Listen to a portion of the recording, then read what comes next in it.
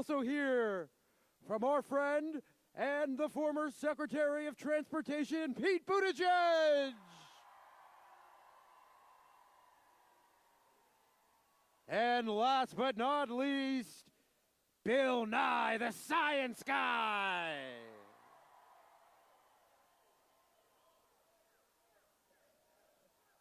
If you're excited, let me hear you say, Abigail, Abigail.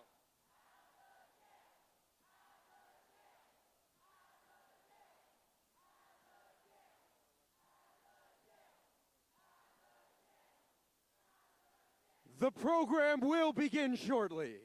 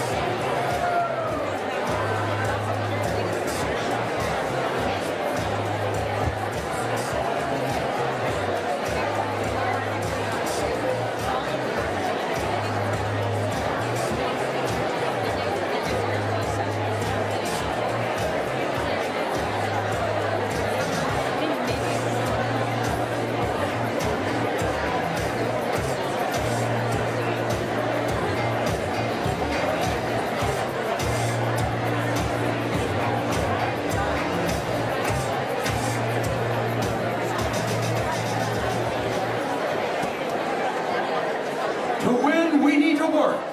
So please welcome Jimmy Flood, field organizer, to let you know how we're going to roll in this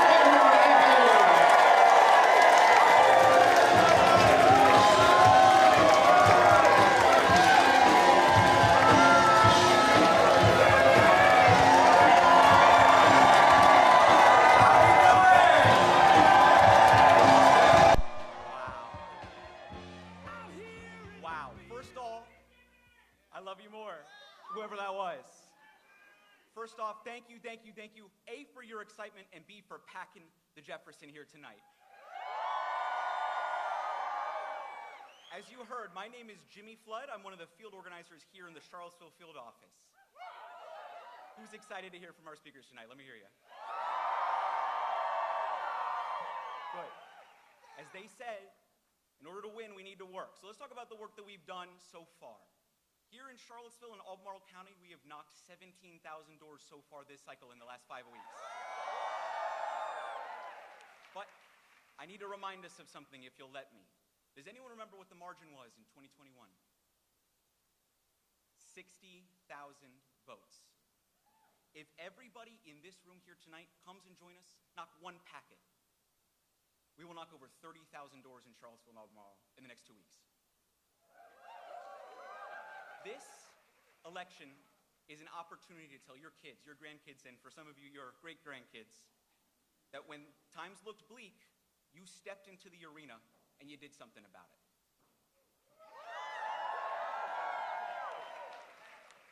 I want to tell you 3 things that this organizing team believes. 1, no matter what anyone tells you, we're down 40 points. We need to win by 2 laps, and we have not yet talked to the winning voter. There's a lot of chaos in the world right now. But we need to remember, and don't forget, that the future is ours to create. Take action, step into the arena, and join us. The winning vote, the person who's going to push us across the line to create a better future for all Virginians. They're out there, here in Charlottesville and Albemarle County. And we need you to come help us win this race. So if you want to win and you want to work, let me hear you one more time.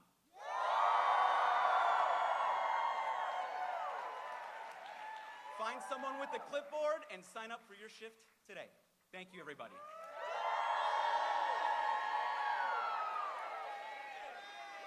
And now, please welcome the chairwoman of the 5th Congressional District Democratic Committee, Miss Patricia Harper Tunley.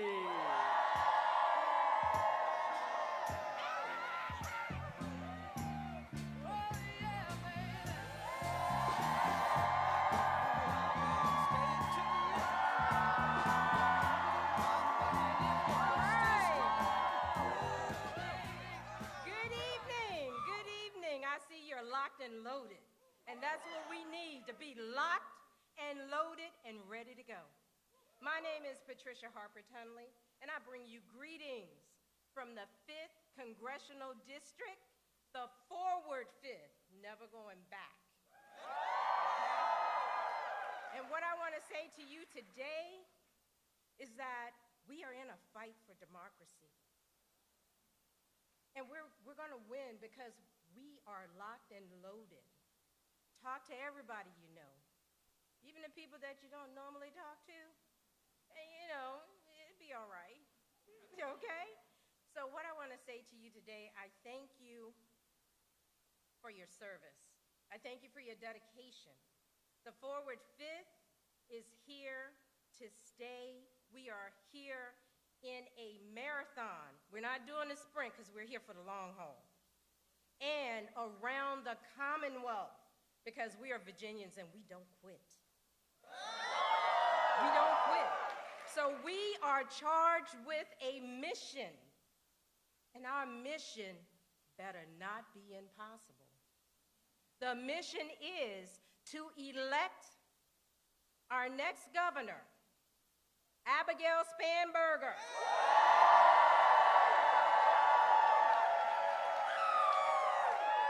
So let's get busy, locked, loaded, and ready to go. Forward 5th and the Commonwealth of Virginia, let's get it done.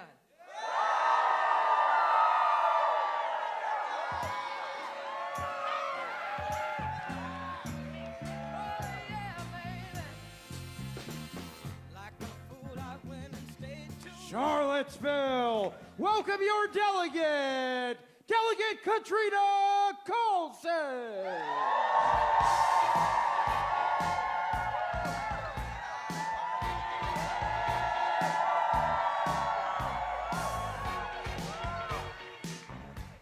Hello, everyone. I can't lie, this is overwhelming. Wasn't expecting this. This is so fabulous. I'm Katrina Colson. I'm your delegate in the Virginia General Assembly representing beautiful Charlottesville. I'm also a former teacher, so I'm going to ask you to bear with me. Thank you.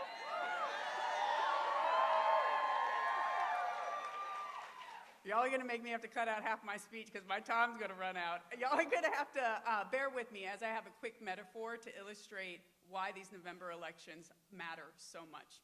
I want you to picture a car. It can be any car. It's your imaginary car. Local government is the wheels. It's where the rubber meets the road. We have local candidates across the ballot, and it is important that we elect tires that can do the hard work and solve problems for us. The General Assembly, it's where I serve. That's the engine of the car. It's complicated, there's a lot of us, and we have to work together to get anywhere, to get any progress.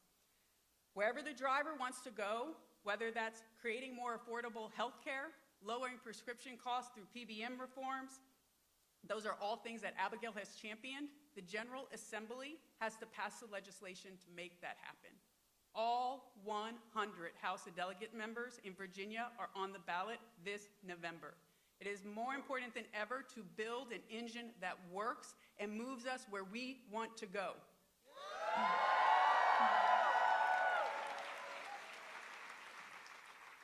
Federal government, they're a passenger. Passengers can be many things. They can be asleep, they can be passenger princesses, they can be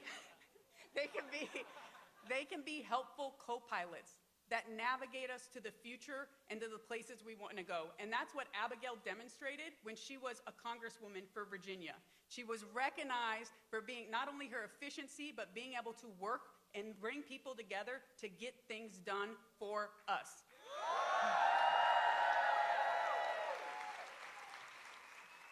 And I have to take a moment and say you can also have passengers like we have right now, which I would classify as a tantruming toddler. Yes. We can still get places, we just have to maybe make some stops along the way, but we can go where our state wants. So, this brings us to the most important part. Who is the driver of that car? I wish I could say it was all of us, but if you look around this room, you see there are so many of us, over 8 million in Virginia.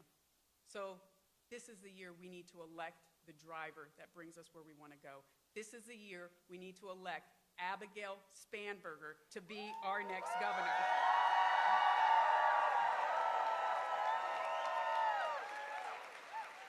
And I want to tell you guys, you have a part in this analogy.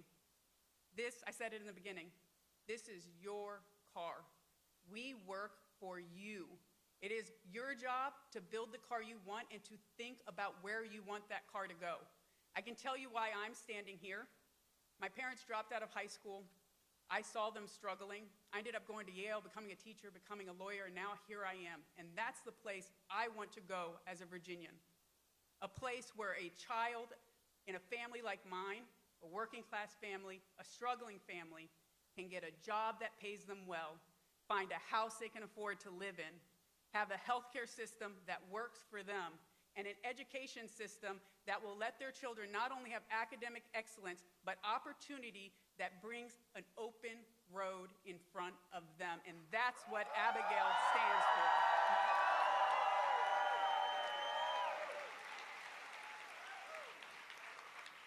I'm so grateful we have someone like her running for Congress, willing to tackle the problems that we are facing, and now my time is done.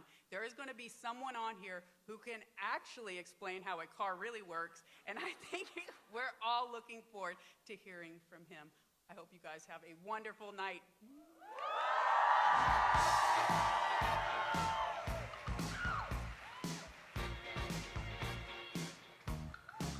Charlottesville! You may know him as the Science Guy. Ladies and gentlemen, Bill Nye!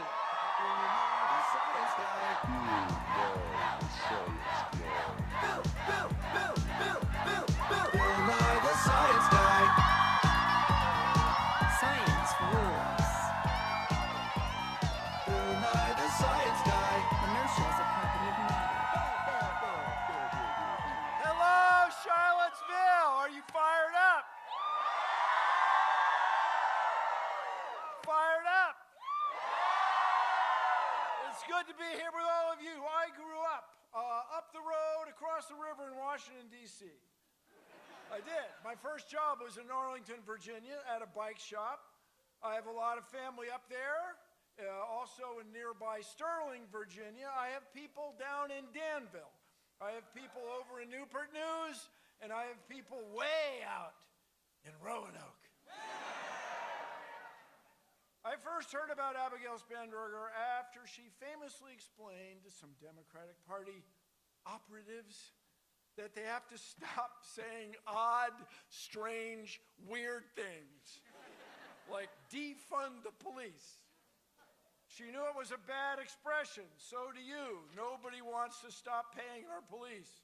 We need police. But as an intelligence officer who has traveled the world, Abigail understands the concern. Her balanced approach has led her to being endorsed by Virginia's police. She's been endorsed by the firefighters, by all the first responders who choose to serve the Commonwealth just as she has. Service, service, service. I'm fired up. I have visited with Abigail in Capitol Hill to discuss space policy and investment in NASA. I can tell you, as your member of Congress, she continually worked across the aisle, getting people on the other side to work together on space, on defense, on drug addiction, affordable housing, transportation, and public health. Abigail Spanberger is the real deal. That's why I am fired up. Now, speaking of public services, the Spanbergers have 3 kids in Virginia public schools. I met them a few minutes ago, and look, I'm fine. No, they're lovely. She wants to keep those kids in schools that are first-class schools so that Virginia can lead the world. Now, some may describe her as a moderate. I describe her as someone who is paying attention. She has thought about the Commonwealth and the work that needs to be done. Check out her website. She's got plans, regular, thought-through plans. Her opponent doesn't. Speaking of Abigail's opponent, the opponent supports the president, the guy who's working very hard to divide us and divide the country. He's making a mess out of everything he touches. Don't know if you watched the debate. It's a lot of fun. Abigail stayed focused and delivered her measured messages. Her opponent, on the other hand, showed us her true self. She was ranting. She was talking nonstop, especially when it was clearly not her turn to speak. Watching other videos of her, I understand it's her style. And it's a bad one, an unproductive one. The debate was hard to watch, let alone hard to hear. This opponent is unfocused at best. She celebrates the Doge cuts, which are bad for our economy, bad for our international standing in the world, bad for our future. And second, she's just bad for women's health.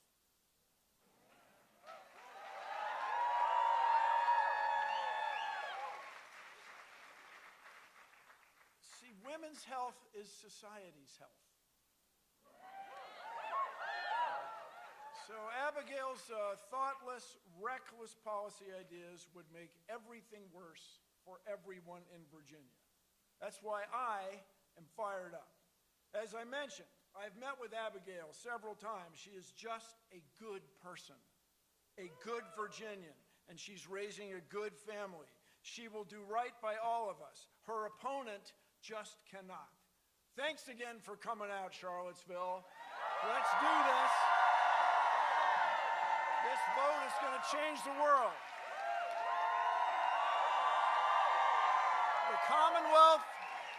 The Commonwealth of Virginia is going to lead the way into the midterms of 2026. And we are going to do that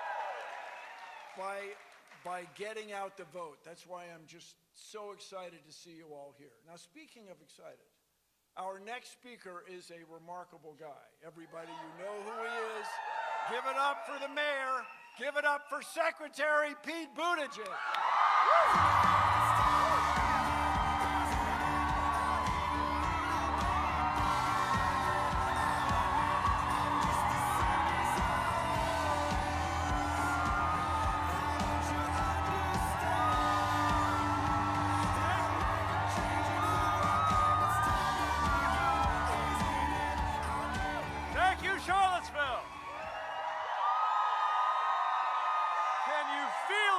me tonight.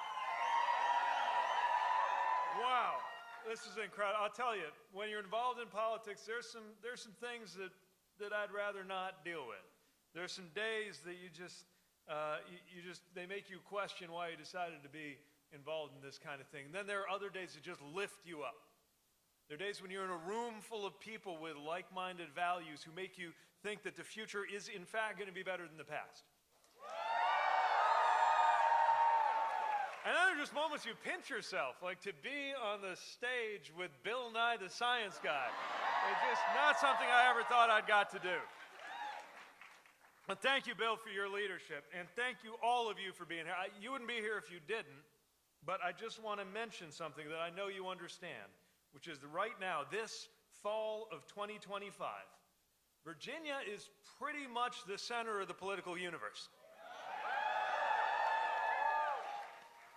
No pressure.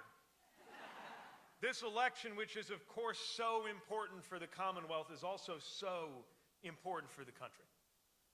And maybe it's fitting that a state at the heart of one of the first big tests of our political life as a country after 2024 ought to be Virginia, the cradle of the republic in so many ways. And that's why I'm so excited in particular to be in Charlottesville on a night like this. Here at the famous Jefferson, whose namesake left us a complicated legacy, but one that includes one of the treasures of this nation, the University of Virginia.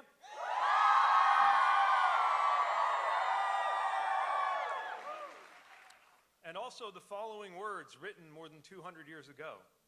Our government is now taking so steady a course as to show by what road it will pass to destruction, to wit, consolidation of power first, and then corruption, its necessary consequence. Sometimes some of these unprecedented things we're worried about might be just a little more precedented than we realize. Consolidation of power, and then corruption. How timely. We witness the consolidation of power over everything from the government itself to law firms, to late-night television comedy, even, to academia, in ways and at levels not seen in the 249 years of the American experiment. And I must say that I hope and trust that this and every university will continue to be prepared to take a stand for American values like academic independence.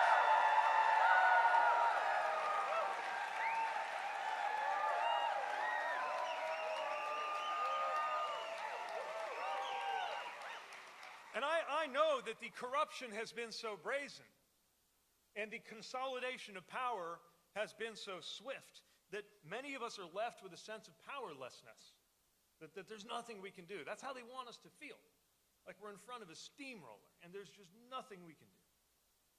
That there's nothing we can do but accept the sight of masked federal agents stuffing people into vans because of an op-ed they wrote, or troops being marched down the streets of American communities. But the reality is we are not powerless. A freedom-loving people does not stand for this, and we are prepared to prove it.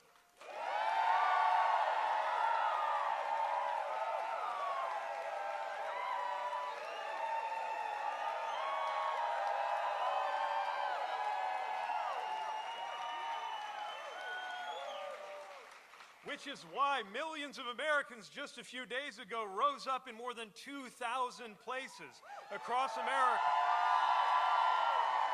to say, just as our founders did, that a free people bows to no king. But you get to do something that many of those marchers in hundreds of communities wish that they could do at this moment in this season, and that is vote for the leadership that we need.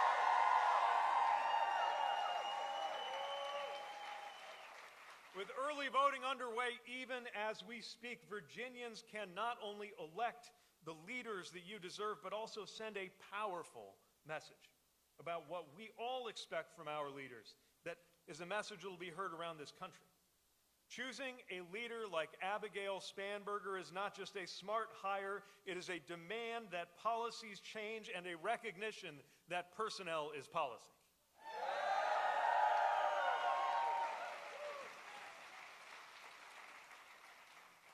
I woke up today with very mixed emotions in Washington, D.C., and thought about the people who are running that branch of our government. And I don't just mean the president and the vice president, but across the board, we could do so much better. We can do so much better than a Secretary of Defense who accidentally sends secret battle plans to a journalist on an unclassified group chat. We can do so much better than that.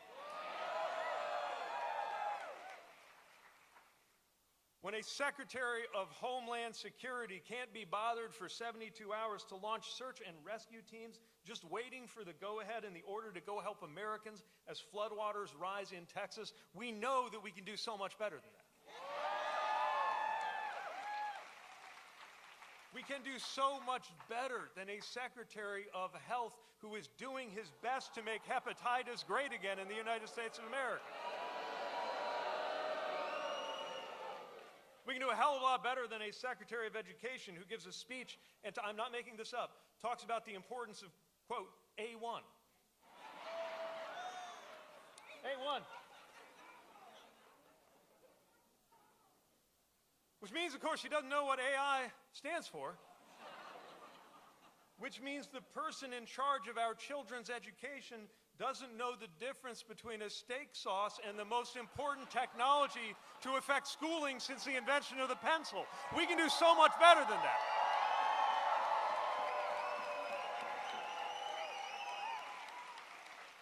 And don't even get me started on my successor, right?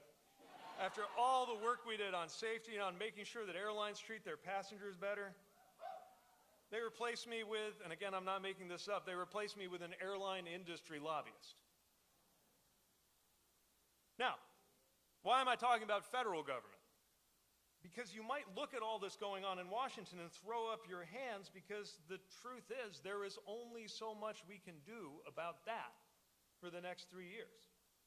Or you could remember the importance of the fact that our system places so much power in the hands of the people you are about to elect, state leaders, from the governor on through to legislators and the other statewide offices, and know that you will never make the mistake of treating the presidency like the only office that matters.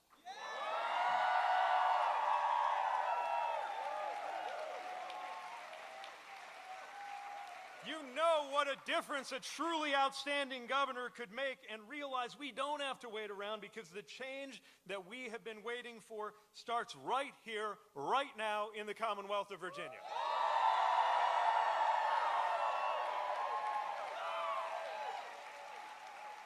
Now, I've known Abigail Spanberger for years. We worked side by side to deliver the biggest infrastructure package in modern memory, delivering hundreds of improvements across Virginia alone. Just in the Charlottesville area, everything from the airport to 100-year-old gas lines being replaced, we worked together, and one of the things that I love about her is that everything about her turns the GOP narrative about who Democrats are upside down. Right? They talk law and order. Enter Abigail Spanberger, who served in federal law enforcement, going after narcotics cases and money laundering, who understands from firsthand experience that the job of law enforcement is to keep the American people safe, not to execute a revenge plan against the political adversaries of the president.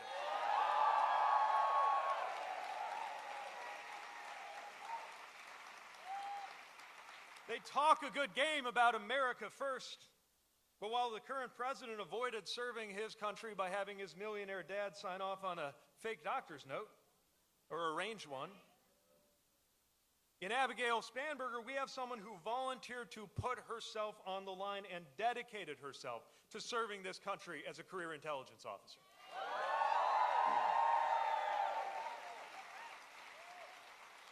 They say Democrats are extreme, but in Abigail Spanberger, we have somebody who was once literally named the most bipartisan member of the whole delegation, because what she cares about is just getting good things done. And here's the thing, when you clear away all of those false narratives, as she does so effectively, then we can get to the reality, which is that on issue after issue, she represents what most Virginians want to see, and her opponent absolutely does not. See, most Virginians already agree and believe that when it comes to taxes, it is the wealthy who need to pay their fair share and working Americans who need a break, not the other way around.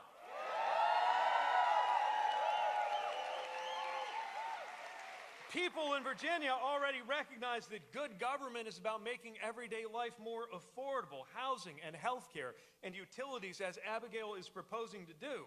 And most Virginians have no use for Republican bills to cut Medicaid and to double your health insurance premiums.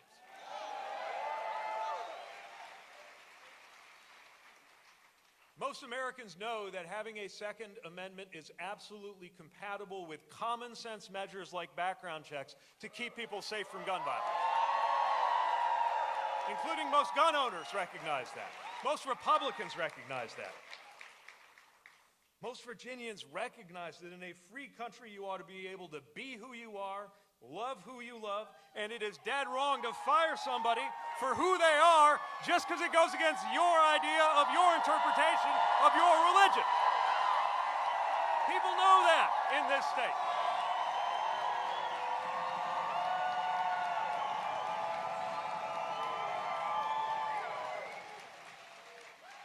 Most Virginians agree that doing right by our kids isn't about launching endless culture wars while actual science gets quietly deleted from government websites and textbooks. It is about making sure that we fund quality public education and support the people who are teaching our kids.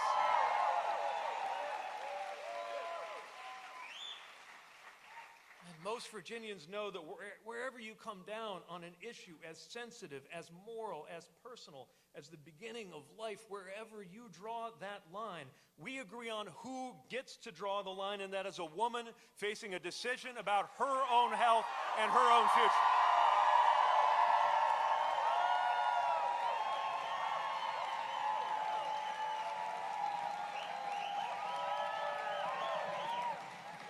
So you see, this is what the mainstream actually looks like. And we've got a future leader and Democrats up and down the ticket who reflect that, who speak to people who want problem solving, not trolling, people who want a healthy civic life, not the gutter of the online comment section taking over our lives. Abigail Spanberger is out there every day talking about how to lower the cost of health care, lower the cost of housing, lower the cost of utilities so that everyone can not just get by, but get ahead and live well in this state.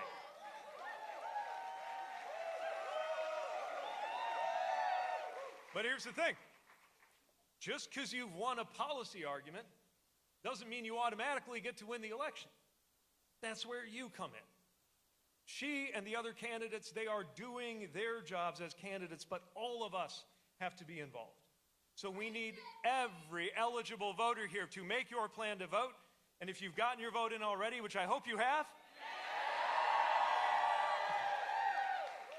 then you got to talk to everyone you know, especially the ones who would never come to a rally like this, but who have so much on the line, and talk to them about why you're involved and see if they've made a plan. I need you to pester the people that you love until you're sure that they're going to get their vote in. Because that's how we're going to deliver this election. That's how we're going to get results for Virginians, and that's how we're going to generate something that, to use a word that I know has fallen out of fashion in our time, is hope. Sometimes people ask me where to find hope, when we will summon enough hope to do something, but that gets it backwards.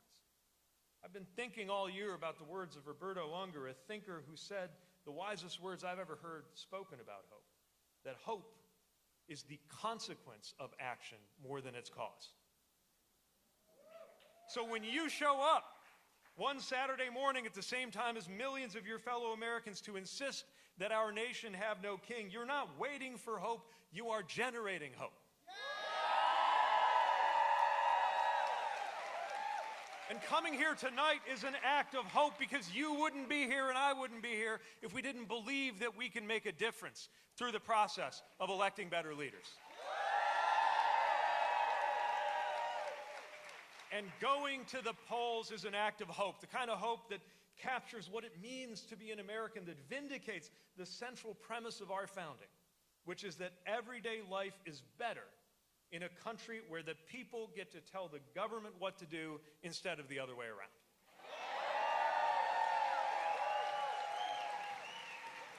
So, my friends, you can make everyday life better in this state. You can get a problem solver into the highest office in the Commonwealth, and you can send a message of hope that will be noticed around the country and heard around the world. But we only have a few days to go. So are you ready to go the extra mile and make sure that happens?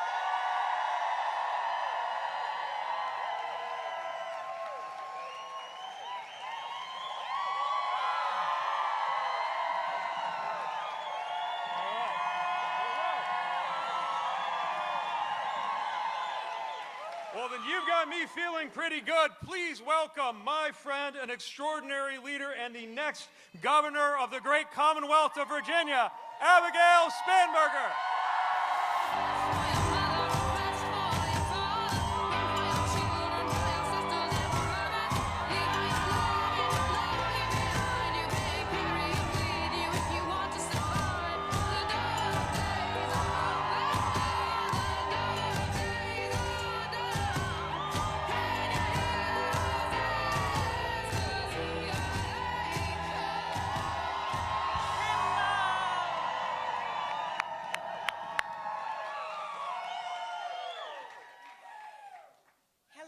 Everyone. Boy, oh boy, what an incredible evening. I am so excited to be here with all of you. Thank you for being here. Thank you for supporting the campaign. Thank you for taking an action of hope. How amazing it is to be introduced by Secretary Pete Buttigieg. He said we worked together throughout his time as Secretary of Transportation and my time in Congress, and it's true. And I remember one particular evening when we were working on the infrastructure bill, and we were on the phone well after 11:30 at night, and I was in D.C. away from my family, and so I thought, oh, this is no worry for me. I've got nothing else to do apart from read all of the other papers that I had for the next day. But I thought, oh my goodness, this man, he's so committed to his job. And then months and months later, there was some articles that came out that in fact that man who was so committed to his job was actually a new dad. And as many of you may remember, his children were born, and for a time they remained in the hospital. And so later, I remember months later, I said, that time we talked late at night. Yeah, he was at the hospital with his babies, demonstrating what it is to have a commitment to serving your community while holding the most vital and the most precious of your responsibilities close to the heart. And I am proud of the work that we did in that infrastructure bill, the billions of dollars delivered to Virginia.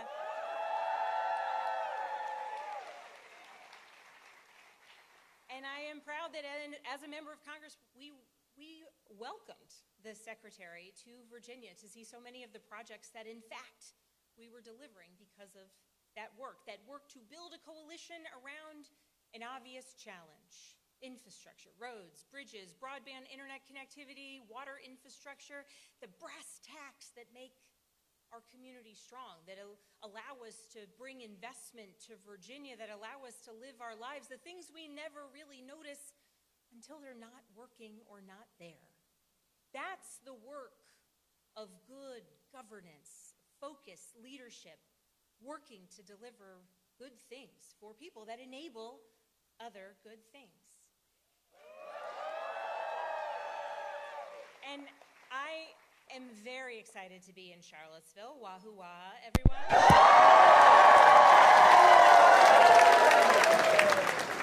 I will tell you, when I was walking across grounds many years ago, or even when, at least in my day, it was like a special treat to come over to the downtown mall, I would have never guessed that one day I would be here in this building running to serve the Commonwealth and the communities that I love across Virginia. And I say that because as we have so many students who are here gathered today, I just want to impress upon you that everything that we are working towards, whether it is Secretary Buttigieg and the work that he did as Secretary of Transportation and before that in leading the city he loved, whether it is Bill Nye the Science Guy,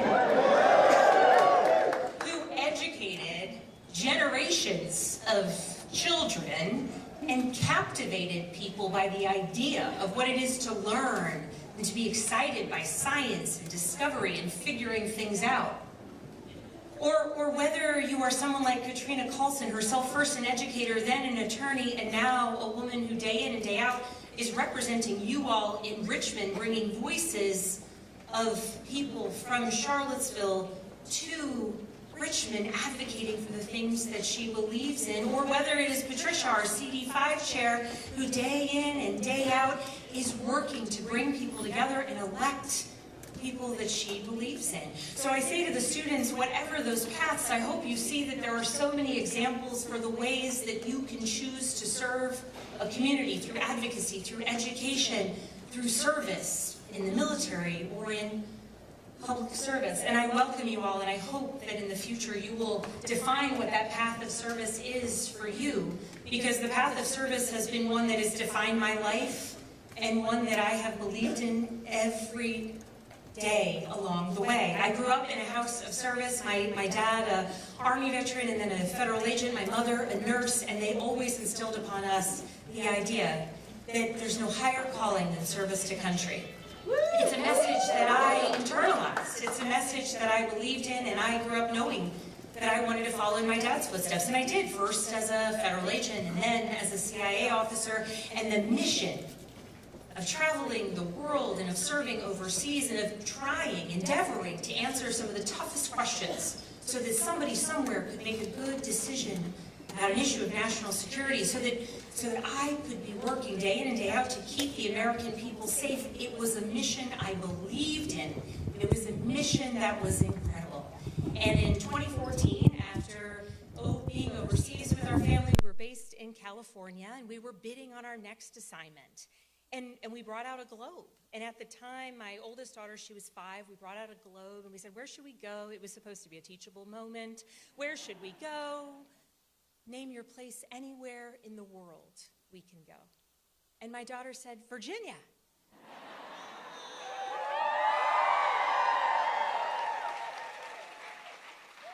And we said, no. And she said, why wouldn't we go to Virginia? Everyone we love lives in Virginia. And she was right. Everyone we love lives in Virginia, and we decided to pivot from that path of service to country that we had been on with my job to service to community. And I thought, we're going to move back home. We're going to settle down. We're going to put down roots, and we're going to invest in a community that we love, the community that made my husband and I both who we are. He's also a Wahoo. E-school. Obviously, I was arts and sciences.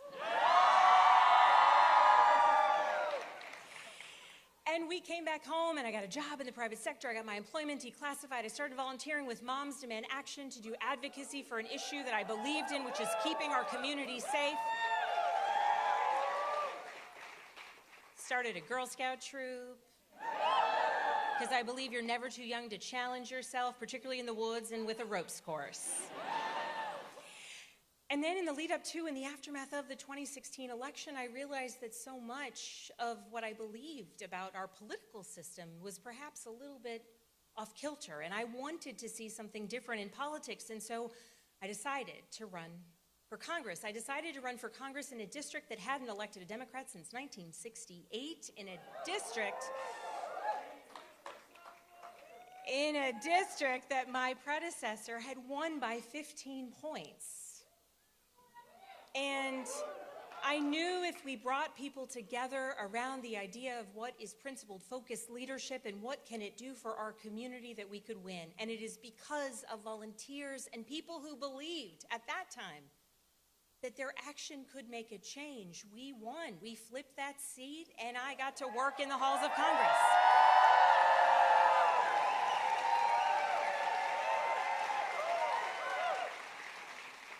And I'm proud of the bills that I got signed into law. I'm proud of the acknowledgments of the work that I had. But at the end of the day, the most extraordinary thing about being in elected office is that people invite you into their worlds.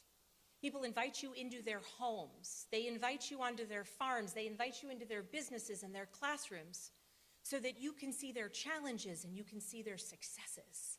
And there is nothing more extraordinary than being able to witness people's lives, to be welcomed in, and to be told the challenges that people face. And so throughout my time in Congress, time and time again, I realized that so many of the issues that people would bring to me, while there was definitely a nexus at the federal level, if you want to make clear change and progress for people in a meaningful way with a level of efficiency and effectiveness that kind of is my speed, state government is the place where you pass a bill, the governor signs it into law, and you are meaningfully impacting people's lives.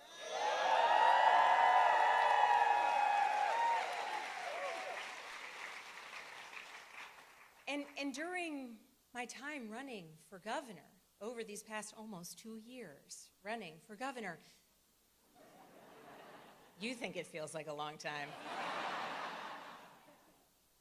People have talked about the challenges of what it is to get yet another bill in the mail, to get that prescription from your doctor and go to the pharmacy counter and wait for them to ring you up before you know whether or not you're actually going home with the medication that your doctor prescribed.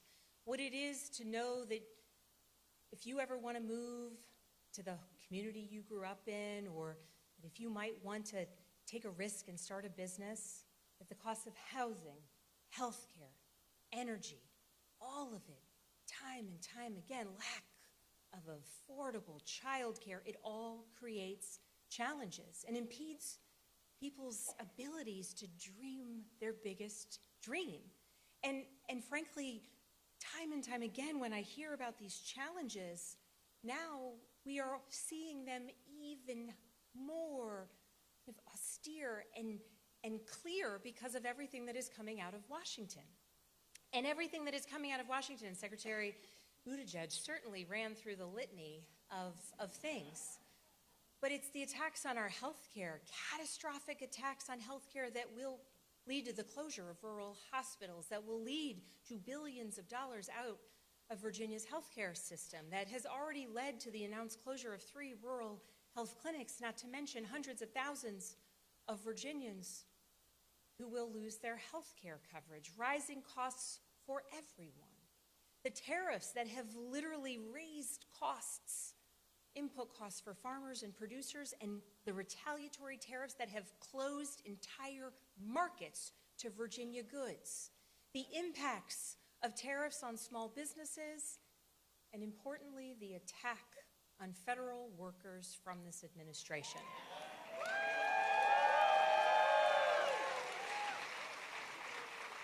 The DOGE efforts beginning at the beginning of this administration that fired tens of thousands of federal employees, it wasn't just an attack on the livelihoods of Virginians, it's an attack on a commitment to service, people who devoted themselves to service to country.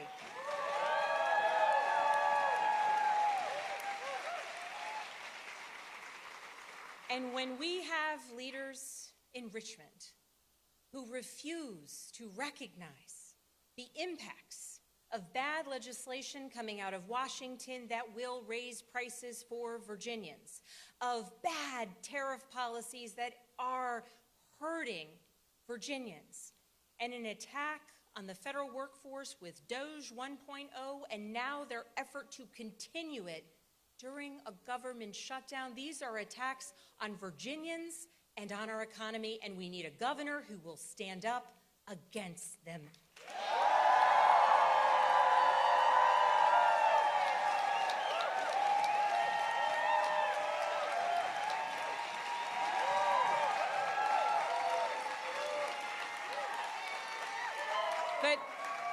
But here in Virginia, we know the stakes of this election. And in fact, we know all the challenges coming at us from Washington, from bad policies. But what we will do this November is not just vote against something, but we will vote for the policies that we believe in.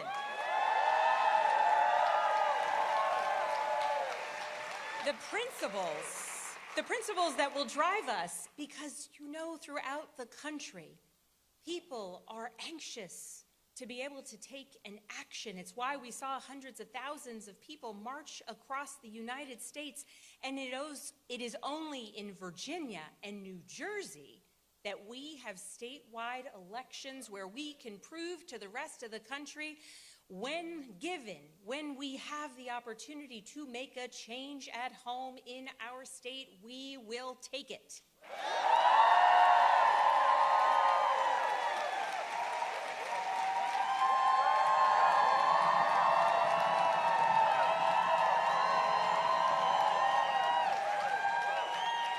Because we know the stakes of this election and we know what we are for.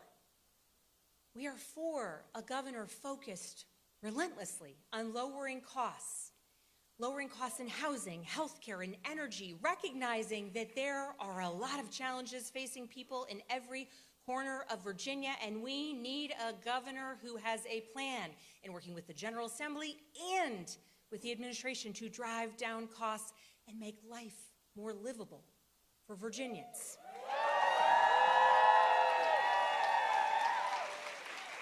We know that we want a governor who will strengthen Virginia's public schools, recognizing that the strength of our schools are the strength of our future, the strength of our workforce, the strength of our economy, and the way that we achieve and allow our kids to achieve every dream that might be theirs. And it is not just K through 12 schools that matter, that are part of ensuring a pathway towards a bright future for all kids and for Virginians. It is our universities and our community college systems.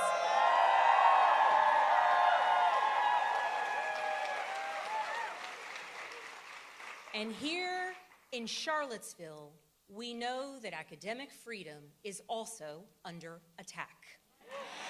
And we need a governor who will stand up for the ideals put in place with Mr. Jefferson's University,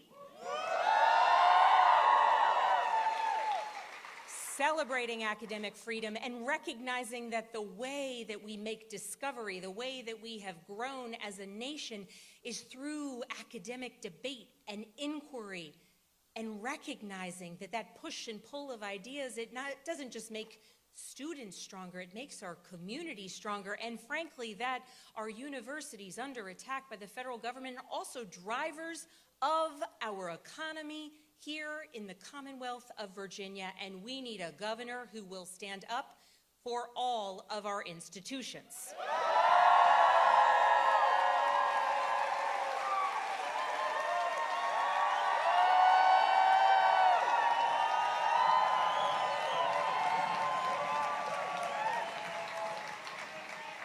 And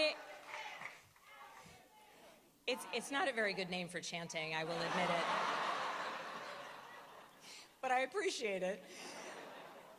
We need a governor who's going to work to grow our economy, bring investments to the Commonwealth, ensure that those with a great idea or a dream are able to start that business here. I know that so frequently we will celebrate people who graduated from this university or that high school in Virginia and then went off to California to start a business. We wish them good luck, but we want them to do it here in Virginia. And we need a governor who is focused on ensuring that when we bring talent to the Commonwealth, you fall in love with our beautiful Virginia and you stay here building businesses and growing jobs and growing families and investing in the next generation.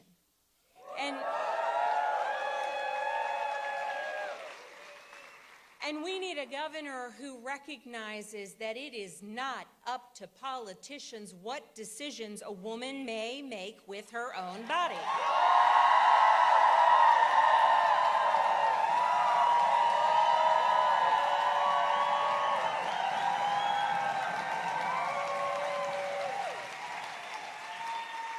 And we need a governor who's going to stand up for Virginia, celebrate it every day, and ensure that people around the world know that we are not just an example for how you do right at the ballot box this November, but that we are an example of how it is that we govern well once we win.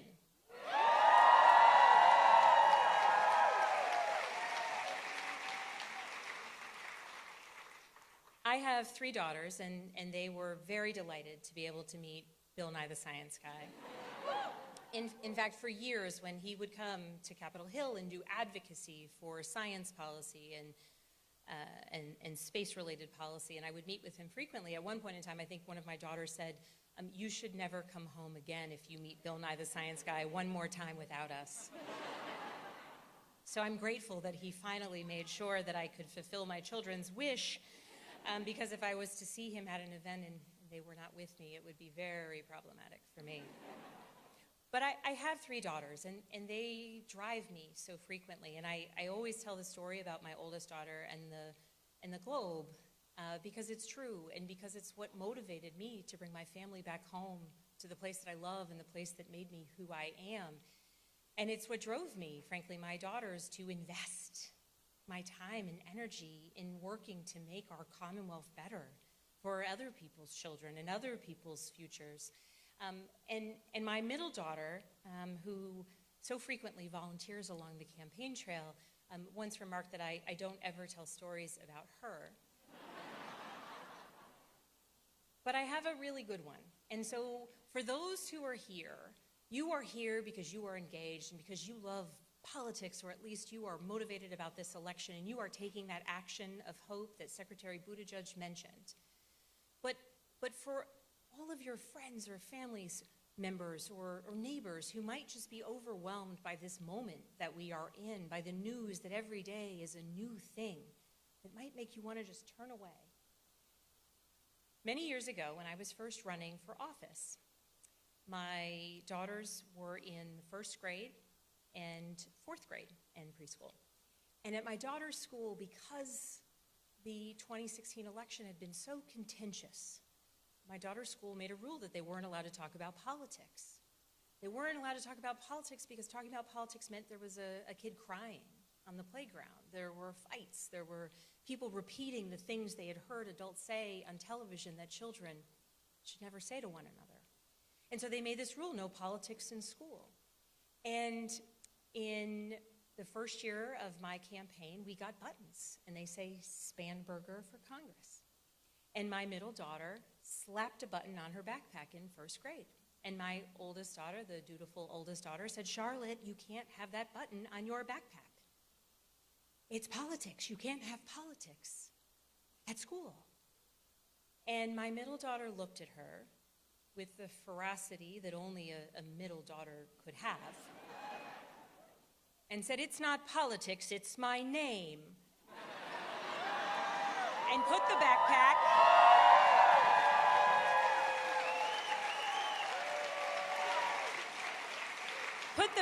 on her back and walked out the door. And I think of that story because for her, yeah, it's not politics, it's her name. But for all of us, politics, it's not politics. Politics is about the air that we breathe, the schools that we attend, the roads that we drive on, the internet that we do or do not have, the electricity that is generating in our communities. It's about the opportunities that exist, the new housing that is or isn't built. It's about the health care that we have. Everything is political. Everything comes down to the people making choices, whether it's at the local level, the state level, or the federal level. And so I reflect on that story because in a moment, my daughter, I think, reduced down the most important lesson, which is don't turn away from the things that can be political. Turn towards them because they are everything.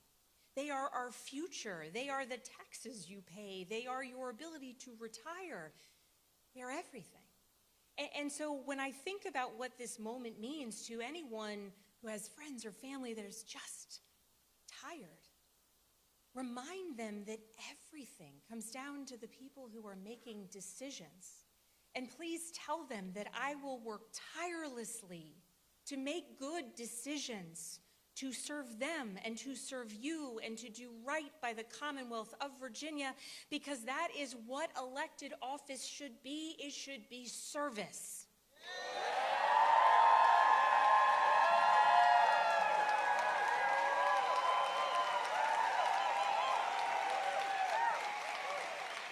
And so, Virginia, 2 weeks from today, I want us to be celebrating. But we need to do this together. These next 2 weeks, we need to forge a path forward. We need to get everyone out to vote. We need to knock those last doors and make those last phone calls.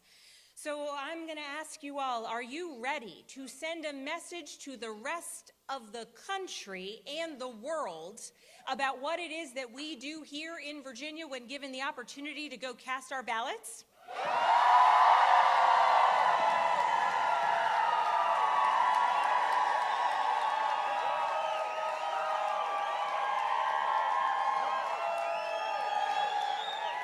Are you ready to elect people who will be focused on strengthening our economy and creating opportunity for all of our kids and all of our neighbors?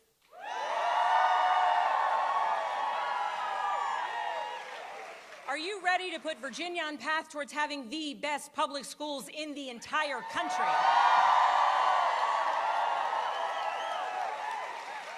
Are you ready to make Virginia more affordable for all Virginians? Are you ready to have a governor who puts the people of Virginia first and works every day to serve the people of Virginia?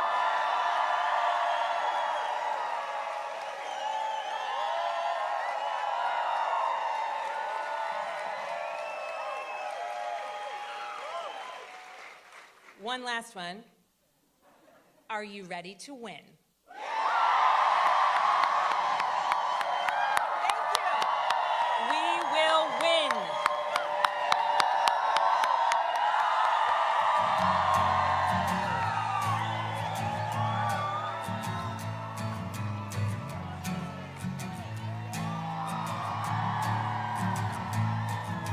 My baby born a Birkin.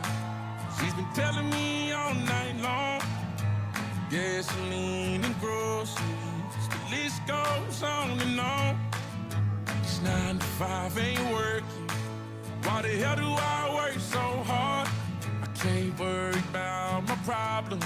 I can't take them when I'm gone. 1, here comes the 2 to the 3 to the 4. Tell them bring another round, we need plenty more. 2 stepping on the table, she don't need a dance floor. Oh my, good Lord. Someone pour me up a double shot of whiskey. They know me and Jack Daniels got a history. There's a party downtown near 5th Street. Everybody at the bar getting tipsy. Everybody at the bar getting tipsy. Everybody at the bar getting tipsy. I've been boozy since I left. I ain't changing for a check. Tell my mom I ain't forget. Woke up drunk at 10 a.m. We gon' do this shit again. Tell your girl to bring a friend. Oh Lord. 1, here comes the 2 to the 3 to the 4. Tell them bring another round, we need plenty more. 2 stepping on the table, she don't need a dance floor. Oh my. Charlottesville, you have just set a downtown political rally record of over 1,300 people here in the city of Charlottesville. Please wait 2 minutes for folks to leave, and then doors will open and we will depart. Ladies and gentlemen, when we vote, we win, and thank you. Have a great night. When it's last call and they kick us out the door. It's getting kinda late, but the ladies want some more. Oh my, good Lord. Tell them drink some. 'Cause I'ma pour me up a double shot of whiskey. They know